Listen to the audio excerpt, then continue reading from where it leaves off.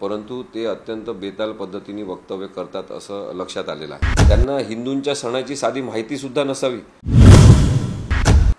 एकनाथ शिंदे महाराष्ट्राचे मुख्यमंत्री आहेत आणि त्यामुळे त्यांनी जबाबदारी ठेवून आणि जबाबदारीचं भान राखून प्रत्येक वेळेस वक्तव्य केलं पाहिजे असं साधारणतः अपेक्षित आहे। परंतु ते अत्यंत बेताल पद्धतीने वक्तव्य करतात असं लक्षात आलेलं आहे। त्यामुळे सौरभ अशोकराव ठाकरे पाटील आणि राहुल बैस यांच्यातर्फे आम्ही त्यांना एक कायदेशीर नोटीस पाठवलेली आहे, ज्याच्यामध्ये BKCला जो दसरा मेळावा झाला तेव्हा त्यांनी एक भाषण केलं आणि तेव्हा त्यांनी सांगितलं की मी काही घाबरत नाही, मी भित्रा नाही, मी गद्दार नाही, कारण की मी महादजी शिंदे आणि दत्ताजी शिंदे यांच्याशी संबंधित आहे असं त्यांनी आविर्भाव दाखवला। आणि त्यांनी सांगितलं की महादजी शिंदे दत्ताजी शिंदे हे छत्रपती शिवाजी महाराजांसोबत लढाईमध्ये शहीद झालेले आहेत आणि त्यामुळे मी काही घाबरणारा माणूस नाही असं त्यांनी सांगितलं। परंतु ही इतिहासाची मोडतोड आहे। साध्या शाळेतल्या मुलाला सुद्धा हे माहिती आहे की छत्रपती शिवाजी महाराजांचा मृत्यू झाल्यानंतर साधारणतः 43 वर्षांनी दत्ताजी शिंदे यांचा जन्म झाला, तर साधारणतः छत्रपती शिवाजी महाराजांचा मृत्यू झाल्यानंतर 50 वर्षांनी महादजी शिंदेंचा जन्म झालेला आहे। मग ज्यांचा जन्मच शिवाजी महाराज असताना झाला नाही ते छत्रपतींसोबत लढाईसाठी गेले आणि शहीद झाले, हे एकनाथ शिंदे कशाच्या आधारे सांगतात हे अत्यंत हास्यास्पद आहे आणि असं विधान मुख्यमंत्री पदावर असलेल्या माणसांनी करू नये, हा एक महत्त्वाचा मुद्दा आहे। दुसरं, त्यांनी जी गुढीपाडव्याची एक मुलाखत त्यांची प्रसिद्ध झाली 9 एप्रिल 2024 रोजी ठाणे येथे गुढीपाडवा कार्यक्रमात त्यांनी सांगितलं की प्रभू रामचंद्राने रावणावर जो विजय मिळवला तेव्हापासून हा सण साजरा होतो आणि भारतामध्ये सगळीकडे मोठ्या प्रमाणात हा सण साजरा होतो। तर ज्या व्यक्तीने हिंदुत्व हिंदुत्व हिंदुत्व असं म्हणत की हिंदुत्वासाठी मी उद्धव ठाकरे यांची शिवसेना सोडतो आहे आणि मी दुसऱ्या पक्षात जातो आहे आणि मग हा पक्षच माझा आहे असं म्हणून एक नवीन राजकारण महाराष्ट्रामध्ये प्रस्थापित केलं, त्यांना हिंदूंच्या सणाची साधी माहिती सुद्धा नसावी हे अत्यंत दुर्दैवी आहे आणि त्यामुळे अनेक हिंदूंच्या भावना दुखावतात अशा स्वरूपाची माहिती आमचे जे पक्षकार आहेत त्यांनी दिल्यामुळे आम्ही एकनाथ शिंदे यांना नोटीस पाठवलेली आहे आणि याबद्दल त्यांनी 15 दिवसात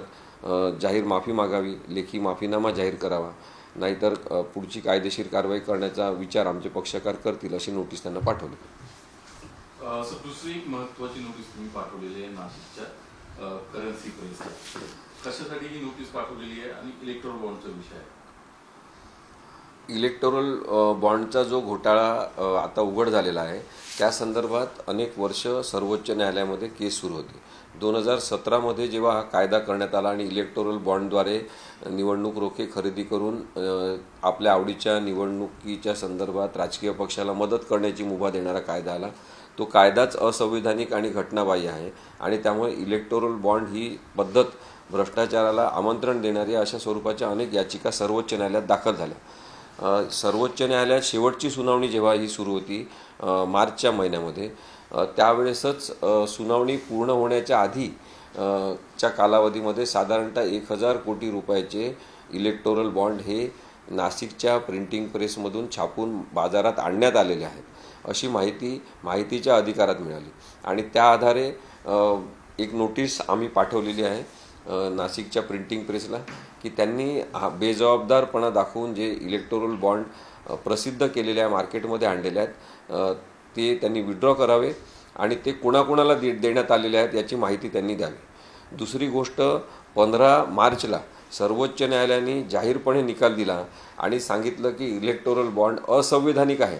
असं असताना सुद्धा 15 मार्च ते 21 मार्च या दरम्यान परत कोटी रुपयाचे करोडो रुपयाचे इलेक्टोरल बॉन्ड हे काढण्यात आले, प्रसिद्ध करण्यात येऊन मार्केटमध्ये ते आलेले आहेत आणि त्यामुळे इलेक्टोरल बॉन्ड हे सर्वोच्च न्यायालयाने निर्णय दिल्यानंतर की असंवैधानिक आहे असं म्हटल्यानंतर सुद्धा मार्केटमध्ये कोणाच्या आदेशाने आलेले आहेत, केंद्र सरकारच्या कोणत्या व्यक्तींनी दबाव आणलेला आहे आणि ते इलेक्टोरल बॉन्ड कोणाला देण्यात आले अशा स्वरूपात एक नोटीस आम्ही पाठवण्यात आलेली आहे आणि त्या नोटीसमध्ये आम्ही नाशिक प्रिंटिंग प्रेसला सांगितलेलं आहे की आपण हे सगळे इलेक्टोरल बॉन्ड बेकायदेशीर पद्धतीने मार्केटमध्ये आणलेले विड्रॉ करावे, मार्केटमधून हद्दपार करावे आणि इलेक्टोरल बॉन्ड कोणाकोणाला दिले याच्याबद्दलची माहिती द्यावी. तसंच त्यांच्यावर कोणी दबाव आणून हे इलेक्टोरल बॉन्ड आणले बाजारामध्ये हे सुद्धा सांगावं. कारण की जर नाशिकची प्रिंटिंग प्रेस ही सुद्धा अशा प्रकारच्या भ्रष्टाचारामध्ये सहभागी असेल तर एक प्रकारे सर्वोच्च न्यायालयाचा निकाल दिल्यानंतर इलेक्टोरल बॉन्ड प्रकाशित करणं, प्रसिद्ध करणं किंवा छापणं हे सर्वोच्च न्यायालयाचा अपमान आहे असं आमचं स्पष्ट मत आहे. देश विदेशातील प्रत्येक घडामोडींचे लाईव्ह अपडेट मिळवण्यासाठी आता साम टीव्हीच्या सर्व सोशल मीडिया प्लॅटफॉर्मला लाईक, फॉलो आणि सबस्क्राईब करा. तसंच सर्व नोटिफिकेशनसाठी बेल आयकॉन प्रेस करायला विसरू नका.